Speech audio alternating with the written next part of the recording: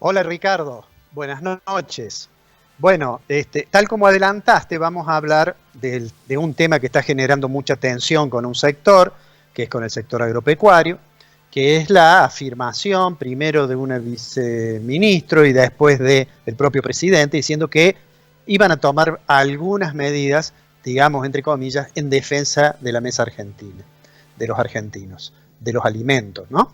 Pero antes de ello, déjame que haga un par de consideraciones que tienen que ver con cuestiones internacionales, ¿no? La primera de ellas, le voy a Ujú. pedir al director que pongamos una placa que en realidad es la captura de una nota de opinión del diario El País. Eh, Como podemos ver ahí, dice anular la deuda pública mantenida por el Banco Central Europeo para que nuestro destino vuelva a estar en nuestras manos. ¿Qué es lo que es eso? Mira, esa es una nota de opinión que ha firmado Thomas Piketty, un economista francés muy conocido porque ha trabajado mucho sobre el tema de desigualdad y porque es el autor de un bestseller de economía que se llama El Capital del siglo XXI, junto con otro grupo muy numeroso de economistas que están planteando un tema que hace algunos años probablemente era un tema exclusivo de las economías periféricas, el problema de la deuda. Y entonces lo que están diciendo ellos es que la Unión Europea, los estados de la Unión Europea, le deben al Banco Central Europeo aproximadamente el 25% de sus deudas corresponden al Banco Central Europeo. En el caso, por ejemplo, de España, que es un país que ya debe tener su nivel de deuda cercano o superando su Producto Interno Bruto, está por encima del 30%. ¿Qué es lo que dicen este grupo de economistas? Este grupo de economistas dice, en realidad nos estamos debiendo a nosotros mismos. ¿Por qué no tomamos una decisión y que en realidad la deuda se anule, dicen, o se transforme en una deuda a perpetuidad sin tasa de interés? ¿Y cuál sería la obligación de los estados a cambio de eso? Bueno, se le iría condonando esa deuda a medida que se van asignando recursos para la recuperación económica y además también para la preservación ambiental.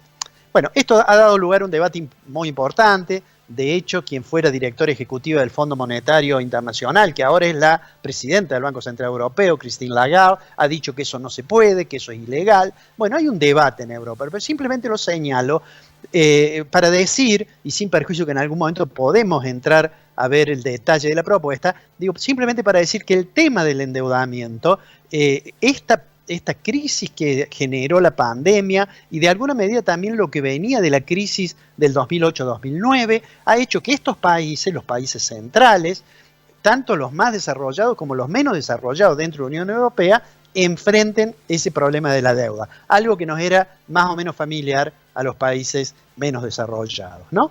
Eh, ya que estoy hablando de lo internacional y vos hiciste una mención en la introducción al tema del Fondo Monetario, permitime que haga una consideración. Argentina ha dicho que quiere suscribir un acuerdo de facilidad extendida con el fondo antes de mayo, y eso es porque empieza a haber vencimientos y que se transforma en una situación complicada. De hecho, el presidente Fernández acaba de decir que el ministro Guzmán viaja a Washington para avanzar en esa negociación. Y ayer se dijo, con cierto optimismo en el gobierno, que una persona del Fondo Monetario Internacional había dicho de que era posible llegar en algún momento a ese acuerdo. Me gustaría en esto hacer una pequeña observación y para eso voy a usar la placa siguiente que le he pedido al director que pongamos para ver y que son las declaraciones de esa persona que es Alejandro Werner, que es el director del hemisferio occidental del Fondo Monetario, es decir, tiene el caso argentino muy cercano a su escritorio. Y fíjate que hay una parte de la declaración que no se le ha dado mucha importancia, donde dice que lo más importante para revertir el proceso inflacionario son tener políticas monetarias y fiscales que conduzcan a estabilizar el proceso de crecimiento de los precios, la inflación. Es decir, tener políticas consistentes monetarias y fiscales. Y dice, y yo he subrayado ahí, y no tanto el operar directamente sobre algunos precios, por más importantes que sean estos precios. Y esto me va a permitir entonces decir dos cosas. Que el fondo quiere llegar a un acuerdo, pero también ese acuerdo, el fondo tiene su mirada sobre el problema inflacionario. Y esto tiene que ver con el hecho de que ya lo comentamos en programas pasados, en enero la inflación digamos, fue por el 4%, y existe la sensación que vamos, en diciembre, perdón, fue 4%, y existe la sensación de que vamos camino a tener durante este mes también una inflación alta. Enero tuvimos una inflación alta. Y entonces el gobierno reaccionó, entre otras cuestiones, entre otras medidas que adoptó. El presidente dijo, bueno, van a tener que tener cierta prudencia, porque si no yo voy a tomar algunas decisiones, ¿no? Y ahí apareció el tema de retención. El gobierno ya probó en una oportunidad, hace algunos días, de prohibir la exportación, y al poco tiempo tuvo que modificar esa decisión. Ayer tuvo un avance con la gente de la industria aceitera, digamos que garantizar algún precio interno con prescindencia del precio internacional, es decir, a esto que se llama, digamos, aislar los precios internos de los precios internacionales. El gobierno pareciera que apostaría bastante. Pero, digamos, voy a comenzar diciendo lo siguiente. En realidad, poner más retenciones, el gobierno podría subir por decreto 3 puntos las retenciones, por ejemplo, de trigo y maíz, sin ir al Parlamento, digo. Pero digo, subir eso no necesariamente le va a garantizar, digamos, que los alimentos en general no aumenten sus precios. ¿Y por qué es esto? Porque si uno mira en la estructura de costos de lo que uno ve cuando va a un supermercado, cuánto está compuesto por estos productos que exportamos, por trigo, por maíz, por soja, etcétera, etcétera, en realidad es un porcentaje reducido. Y entonces da la impresión, en mi opinión, que esta tensión que se ha generado con el campo, que hace recordar a la crisis de la 125 del 2008, tiene más que ver con razones fiscales, creo yo. Y puede tener algo que ver también con razones ideológicas, pero no tiene que ver con la idea de que de esa manera van a morigerar el proceso inflacionario.